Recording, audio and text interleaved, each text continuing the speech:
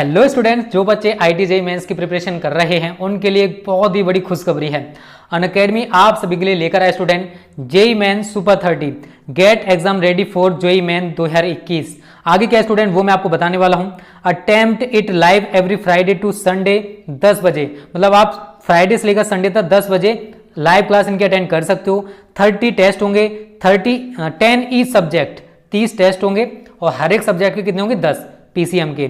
Curated bye top educators, जो top educator हैं Unacademy पर वो इनको क्यूरेट करेंगे, ठीक है। उसके बाद कंप्लीट JEE मेन सिलेबस, जो आपका JEE मेंस का सिलेबस है उसे कंप्लीट कराया जाए। जो भी बच्चे फ्री ऑफ कॉस्ट एनरोल करना चाहते हैं वो इस वीडियो के डिस्क्रिप्शन में लिंक है, वहां से फ्री ऑफ कॉस्ट एनरोल कर सकते हो, ठीक है। यहां पर आप आगे देख सकते हो 10 test each subject. Friday physics का होगा 10 बजे, सैटरडे केमिस्ट्री का होगा 10 बजे और उसके बाद संडे में होगा आपका मैथ्स का, ये ठीक है ना। Schedule starting 13 October, completed by 3 जनवरी, मतलब ये 30 अक्टूबर से स्टार्ट होगा और 3 जनवरी तक चलेगा। उसके बाद एनालिसिस किया जाएगा इसका टॉप एजुकेटर्स द्वारा। यहां पर देख सकते हो इंडिया टॉप एजुकेटर्स हैं, ये सभी इंडिया टॉप एजुकेटर्स हैं जो कि आपका एनालिसिस करेंगे जो भी आप टेस्ट दोगे। Students thank you. Hello student, एक बार फिर से आपका स्वागत है आपके अपने स्मार्ट स्टडी क्लासेस में। हाँ, तो हमारी इंटरमीडिएट की इंग्लिश की क्लास चल रही थी और जिसमें चल रहा था आपका फिगर्स ऑफ स्पीच। क्या चल रहा था? फिगर्स ऑफ स्पीच, जिसको हिंदी बोलते हैं हम अलंकार। क्या बोलते हैं? अलंकार। तो इसमें आपके जो इंटरमीडिएट में आपके 7 अलंकार दिए हुए हैं और जिसमें से हम आपके 3 को डिस्कस कर चुके हैं। कितने को? 3 को, जिसमें हमने सबसे पहले आपको सिमिली और फिर दूसरी बार मेटाफर एंड पर्सोनिफिकेशन को बताया। और आज की वीडियो में हम आपका डिस्कस करेंगे इसमें आपको एपोस्ट्रोफी एंड हाइपरबोल। किसको? Apostrophe and hyperbole. यानी कि एपोस्ट्रोफी का मतलब होता है संबोधन और हाइपरबोल होता है अतिशयोक्ति अलंकार। तो आज की वीडियो में हम इन दोनों को डिस्कस करेंगे। इसमें आपको मुख्य रूप से क्या होता है कि सिर्फ आपको उसकी डेफिनेशन याद करनी है और उसके एग्जाम्पल याद करने हैं, क्योंकि एग्ज़ाम में यही आता है कि एक क्वेश्चन दिया होता है जिसमें आपको 3 या 2 या 4 ऐसे आपको फिगर्स ऑफ स्पीच दिए होंगे और जिसमें से आपको केवल एक की डेफिनेशन लिखनी है और उसके 2 एग्जाम्पल लिखने हैं। लेकिन हम आपको एग्जाम्पल 4 कराते हैं। रीज़न है कि कभी कभी क्या होता है कि स्टूडेंट भूल जाते हैं लिखना, तो उनको कम से कम 2 तो याद रह ही जाएंगे, यानी कि जो आपके 4 मार्क्स हैं वो आपको पूरे के पूरे मिल सकें। ये क्वेश्चन ऐसे होते हैं कि यदि इसमें कुछ छूट जाता है तो नंबर भी कट जाते हैं। जैसे कि 2 एग्जाम्पल देने हैं आपको, तो इसमें क्या है, दोनों के लिए 1-1 मार्क्स दिया हुआ है और यदि आपने उसमें से एक एग्जाम्पल नहीं लिखा तो आपका 1 नंबर लेस हो जाएगा, ठीक है ना। इस तरह से आपको एग्जाम्पल पूरे लिखने हैं और डेफिनेशन को बहुत सही तरह से लिखना है। जैसे कि आपको इसकी डेफिनेशन याद हो जाती है और आपको एग्जाम्पल भी याद हो जाते हैं, तो उसको आप लिख के भी देख लें, क्योंकि एग्ज़ाम में आपको क्या करना है, लिखना है, ना कि किसी को सुनाना है, जिससे कि आपको याद करने से काम चल जाए। यदि आप लिख के देखते हो तो आपकी जो गलतियां हैं, जो स्पेलिंग्स मिस्टेक हैं, वो सही हो जाएंगी, ठीक है ना। तो याद करने के बाद क्या करोगे, लिख के देखोगे, ठीक है ना। तो ज़्यादा समय वेस्ट न करते हुए चलते हैं अपने टॉपिक की ओर।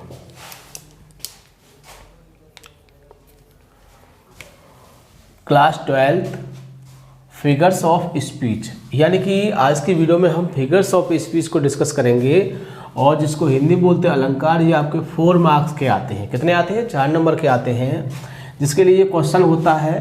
क्वेश्चन को भी एक बार देख लेते हैं ताकि ये पता चल जाए कि क्वेश्चन में क्या पूछा गया है और हमको क्या लिखना है, क्योंकि जब तक हमको क्वेश्चन की जानकारी नहीं होगी हम कैसे लिख सकते हैं। तो जानकारी होना बहुत ही मस्ट है। तो देखिए, डिफाइन मिस डेफिनेशन लिखिए, ये परिभाषा हिंदी बोलते हैं one of the following figures of speech, यानी कि निम्नलिखित अलंकारों में से। यहाँ पर आपको 1, 2 और 3 यानी कि 3 अलंकार दिए होंगे और जिनमें से आपको कितना 1 का क्या करना है, उसकी डेफिनेशन लिखनी है एंड गिव 2 एग्जाम्पल्स, और उसके 2 उदाहरण लिखिए। तो यही पूछा गया है, यानी कि क्या करना है, जो आपको 3 अलंकारों के नाम दिए हुए हैं उसमें से किसी एक की आपको डेफिनेशन लिखनी है और उसके 2 एग्जाम्पल लिखने हैं, जिसके लिए आपको 4 मार्क्स प्रोवाइड किए जाएंगे, ठीक है ना। तो क्वेश्चन समझ में आ चुका होगा। तो देखो, आज की वीडियो में हम क्या करेंगे, एपोस्ट्रोफी एंड हाइपरबोल, यानी कि एपोस्ट्रोफी से होता है संबोधन और दूसरा हाइपर होता है अतिशयोक्ति अलंकार। तो दोनों को डिस्कस करेंगे। तो स्टार्ट करते हैं एपोस्ट्रॉफी यानी कि संबोधन अलंकार। तो फर्स्ट ऑफ ऑल इसकी हम डेफिनेशन को डिस्कस कर लेते हैं। डेफिनेशन में होता है परिभाषा। तो इन एपोस्ट्रॉफी यानी कि एक संबोधन में क्या होता है, we address a dead person, यानी कि एक मृत व्यक्ति के लिए क्या किया जाता है, एड्रेस किया जाता है, संकेत दिया जाता है, और सम लाइफलेस थिंग्स, और कुछ निर्जीव वस्तुओं की ओर, यानी कि मृत व्यक्ति और निर्जीव वस्तुओं की ओर क्या किया जाता है, संकेत किया जाता है। और एन एब्स्ट्रैक्ट आइडियाज, और कैसे भावपूर्ण विचारों को कैसे प्रयोग किया जाता है, एज ए लिविंग बींग्स, यानी कि एक सजीव वस्तु की तरह प्रयोग किया जाता है। तो कह सकते हैं कि जिसमें मृत व्यक्ति और किसी निर्जीव चीज़ को या किसी भावपूर्ण विचारों को सजीव की तरह प्रयोग किया जाता है, उस कंडीशन में क्या होता है, उसे हम एपोस्ट्रॉफी यानी कि संबोधन अलंकार कहते हैं। तो ये डेफिनेशन है और ये आपको याद करनी है। 2 बार पढ़ोगे आपको याद हो जाएगा बहुत ही आसानी से, ठीक है ना। मैं एक बार और पढ़ देता हूँ।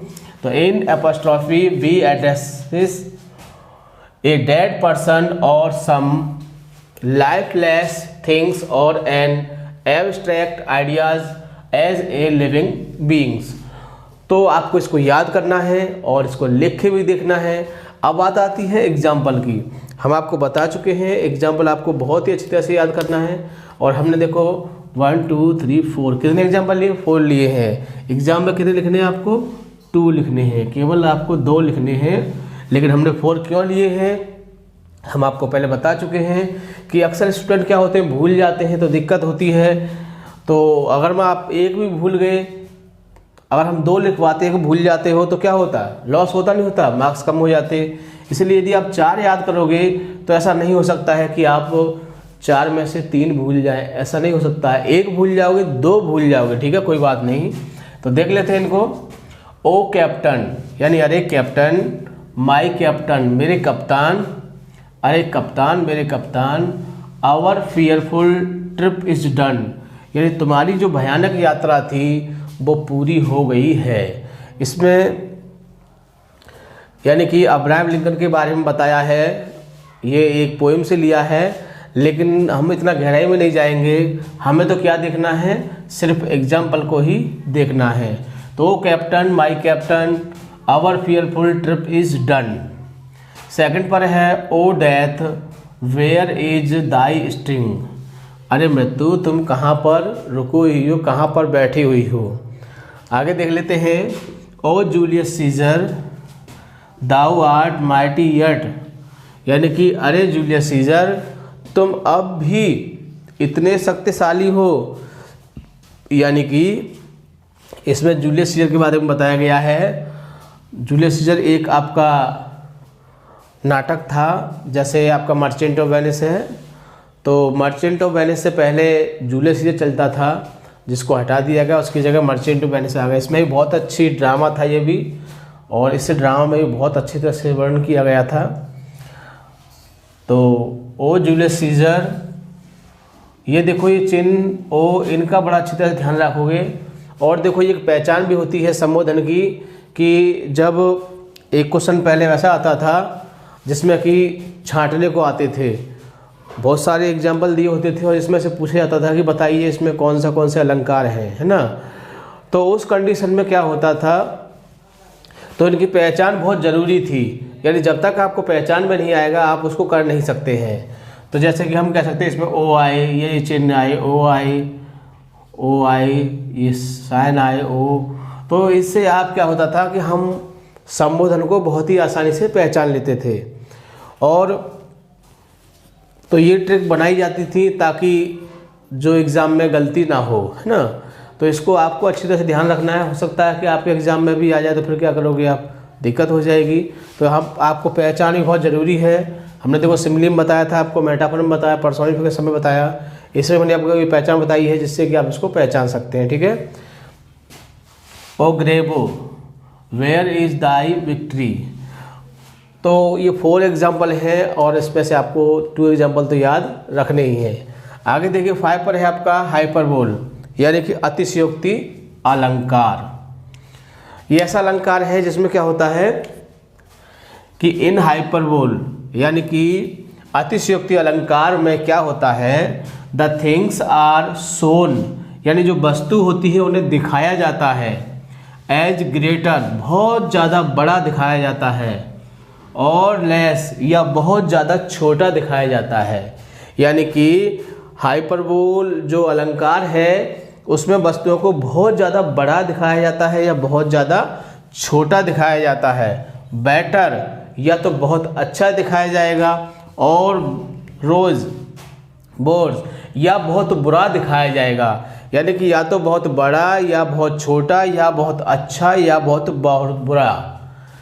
देन दे एक्चुअली आर, जो उसकी वास्तविक स्थिति होती है, यानी कि जो उसकी वास्तविक स्थिति होती है उससे या तो बहुत ज़्यादा बड़ा दिखाया जाएगा या बहुत ज़्यादा छोटा या बहुत ज़्यादा अच्छा या बहुत ज़्यादा बुरा दिखाया जाता है। ठीक है, तो आप पहचान लोगे, क्योंकि कहते हैं ना कि बहुत ज़्यादा फेंक रहे हो तुम, है ना, कहा जाता है ना कि अरे बहुत ज़्यादा फेंक रहे हो। मतलब फेंकने का मतलब क्या है कि इम्पॉसिबल को पॉसिबल बताना।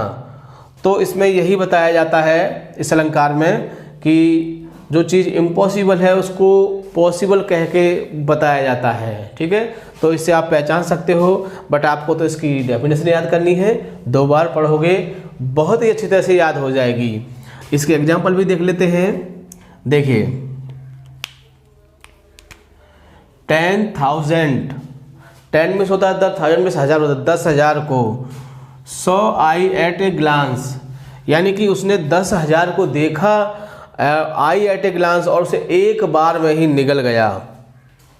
यानी कि ऐसा हो सकता है कि कोई मैं व्यक्ति हो और वो एक बार में 10,000 को निकल सकता है, नहीं निकल सकता। बट इसमें क्या है, इम्पॉसिबल को पॉसिबल करके दिखाया जाता है। दूसरा एग्जाम सी वेप्ट, यानी वह रोई। वेप्ट में क्या होता है, रोना होता है। तो सी वेप्ट, वह रोई, ओशिन्स ऑफ टीयर्स, और उसके आंसुओं से क्या हुआ, सागर भर गया। क्या भर गया, सागर, आई मीन समुद्र पूरा भर गया उसके आंसुओं से। यानी कि जब वह रोई तो उसके आंसुओं से क्या हुआ, समुद्र भर गया। ऐसा हो सकता है, नहीं हो सकता, लेकिन कह देते हैं ना कि वैसी रोई कि पूरा समुद्र आंसुओं से भर गया। तो हमने क्या बताया कि इसमें बताया जाता है बहुत ही बड़ा चढ़ा के, यानी कि इम्पॉसिबल को पॉसिबल करके दिखाया जाता है। तीसरा एग्जाम्पल देख लेते हैं, रिवर्स ऑफ ब्लड फ्लोडेड। रिवर्स में से नदियाँ, ऑफ ब्लड माने खून की, फ्लोडेड माने बहने लगी, यानी खून की नदियाँ बहने लगी। इन द बैटल, युद्ध में। क्या हुआ कि जब युद्ध हो रहा था तो क्या हुआ, खून की नदियाँ बहने लगीं। ऐसा हो सकता है, हाँ हो सकता है कि थोड़ा बहुत खून बहने लगे, लेकिन नदियाँ नहीं बहा जा सकती है नहीं। तो क्या है, ये बड़ा चढ़ा के है, इसलिए क्या है, ये हमारा हाइपरबोल है। एक और एग्जाम्पल देख लेते हैं, लास्ट एग्जाम्पल है, बिलिंडा स्माइल्ड। देखो बिलिंडा एक नृत्यिका है, अरब की, जब अरब में। तो बिलिंडा स्माइल, बिलिंडा मुस्कुराई, and all the world was gay, और पूरा संसार खुश हो गया। यानी कि मैं यहाँ हंसूंगा तो पूरा संसार खुश हो जाएगा, कुछ लोग ही खुश होंगे मेरे, मतलब कि वो देखेंगे वही तो खुश होंगे। और उसमें कह रहा है कि बिलिंडा मुस्कुराई और पूरा संसार खुश हो गया। यानी कि क्या है कि इसमें बड़ा चढ़ा के कहा जाता है, वस्तु को बहुत ज़्यादा बड़ा बताया जाएगा या बहुत ज़्यादा छोटा बताया जाएगा या बहुत ज़्यादा अच्छा बताया जाएगा या फिर बहुत ज़्यादा बुरा बताया जाएगा। तो ये होता है आपका हाइपरबोल। तो आज की वीडियो में आपको एपोस्ट्रोफी एंड हाइपरबोल डिस्कस किया, जिसमें आप क्या करोगे, इनकी परिभाषाओं को बहुत अच्छी तरह से याद करोगे और बिल्कुल भी गलती नहीं करोगे उसमें, क्योंकि 4 मार्क्स की बात है, ठीक है। इसलिए आपको बहुत ही अच्छी तरह से इसको याद करना है, नोट डेफिनेशन को, और इनके 4 एग्जाम्पल याद करने हैं, लेकिन एग्जाम में आपको केवल 2 ही लिखने हैं। ठीक है, इस बात को ध्यान रखोगे। ऐसे नहीं कि आपको 4 याद है तो 4 लिख दिए, हो सकता है कि 4 लिख दे तो आपको 4 नंबर दे दे। नहीं, ऐसा कुछ नहीं है। वो गुस्सा में आकर नंबर काट भी सकता है। क्यों? सोचेगा इस बच्चे को इतना सेंस नहीं है कि जब पूछा है कि 2 एग्जाम्पल लिखो और फिर भी 4 लिख रहा है। तो इस बात का ध्यान रखोगे, जितना कहा जाए उतना ही करोगे, ओवर कॉन्फिडेंस नहीं दिखाओगे। ठीक है ना, अदरवाइज लॉस हो सकता है। ठीक है, तो वीडियो को बार बार देखोगे ताकि आपकी समझ में आ जाए, और वीडियो को लाइक या शेयर करना नहीं भूलोगे ताकि और लोग भी इस चीज़ का फ़ायदा उठा सके। ठीक है, थैंक यू। जय हिंद, जय भारत।